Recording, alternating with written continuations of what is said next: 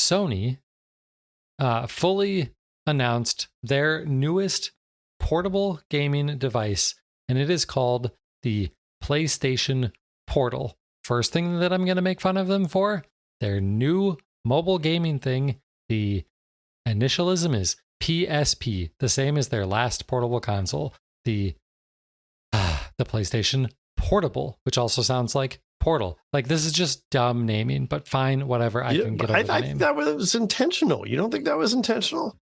For it to sound sort of like the old thing, but also a combination of the failed Facebook video chat device. Oh, I think there were some people in a conference room that thought that was brilliant. Well, that's the power of groupthink.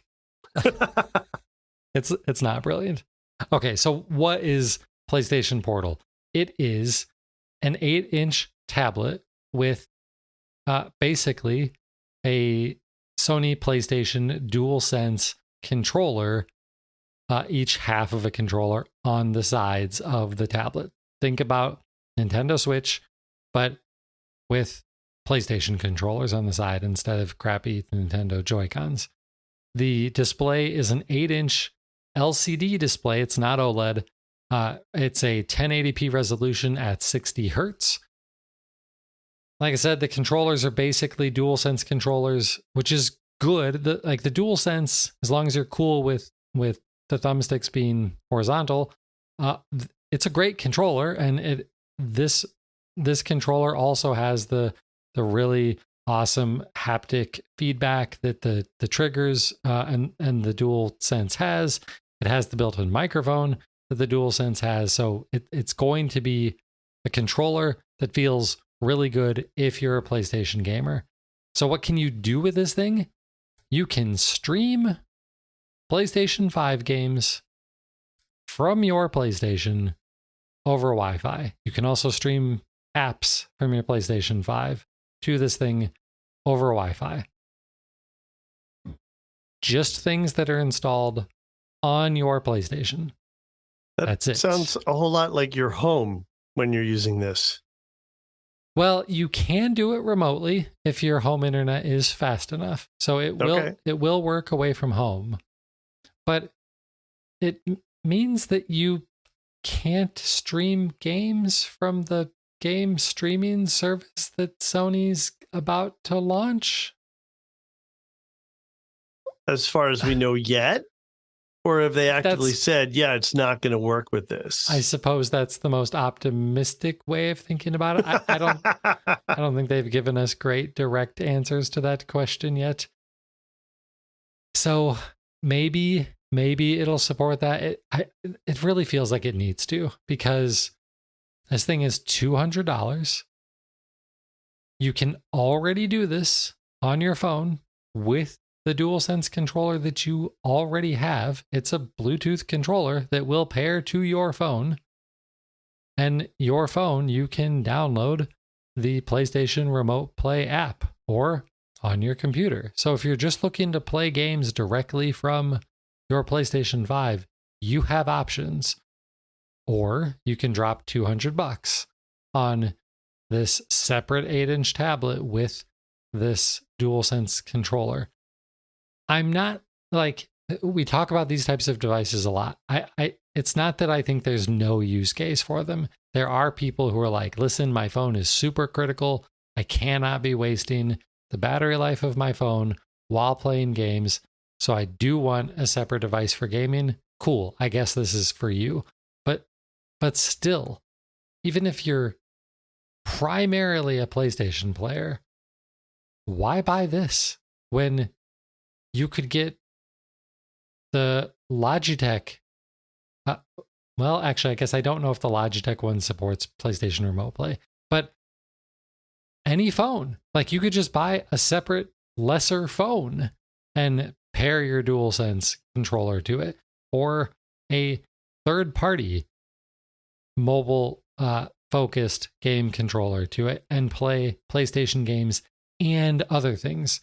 Android games, phone games, Xbox Game Pass games through the cloud. You would have so many other options if you used anything other than the PlayStation Portal. So I don't really love this.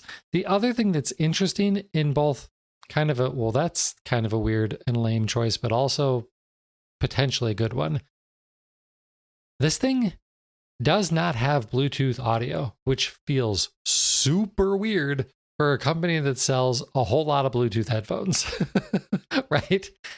You can't connect them to this. It does have a 3.5mm jack if you want to plug some wired headphones into it.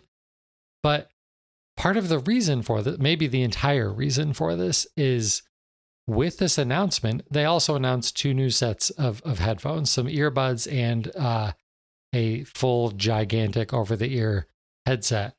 And they're using a new proprietary technology called PlayStation Link. And I'm not going to make fun of them for having their own proprietary audio way of connecting headsets to their game consoles, because Xbox has been doing the same thing, at least since the Xbox One. I think that's when they started with their own wireless one. I don't think it went back to the 360. And it works. Now, maybe the one weird thing is the PlayStation Portal is the only device it's actually built into. The PlayStation 5 doesn't support this yet. So those 2 new headphones that they launched that support PlayStation Link, they also come with a USB dongle, because if you want to use them with your PlayStation 5, you need to use the USB dongle. Now, there's rumors that there's going to be a PlayStation 5 Slim or some sort of, console refresh, mid-generation refresh, and that will likely have the PlayStation Link technology built in, so you won't need a USB dongle. But it is a little bit funny for them to launch this sort of new technology in the middle of a generation. It's something you would typically do as part of a new generation, and they didn't. But at least they're including the dongle, and the dongle even works on PC. So these new wireless headsets are like a lot of other wireless headsets in that you can use them on multiple devices. It just requires using a USB dongle. So interesting stuff here. I think the PlayStation Link technology could be good. Like, it could be a lower latency, higher audio quality setup for PlayStation headsets, but it also could mean like the end of having really common headsets that can be used across lots of devices.